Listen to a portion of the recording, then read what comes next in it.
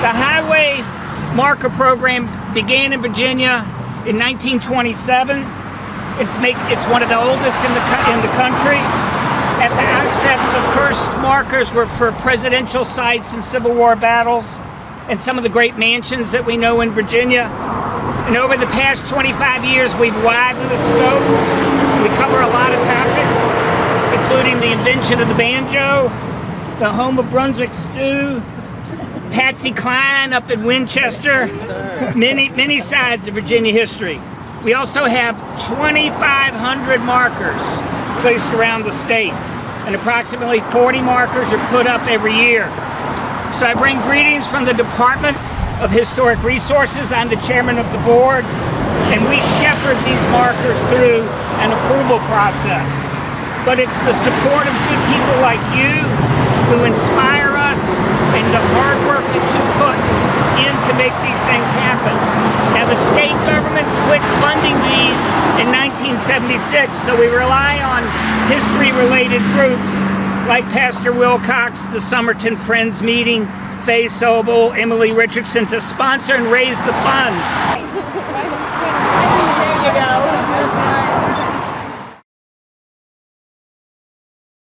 I'm Richard Wilcox, and I am the pastor here at Somerton Friends Meeting. And I really appreciate today's event. One of the things that we had observed in Somerton is that even though we've been here for 344 years, there's a lot of people in Suffolk that don't realize we're here. There's a lot of people that haven't heard of Quakers or thought of Quakers as being 17th century, 18th century, but not in 2016. So this meets one of our goals of interacting with the community and letting people know that we are still here, alive and well, and following the Holy Spirit as we have been for over 300 years. Good day. I'm Faye Sobel.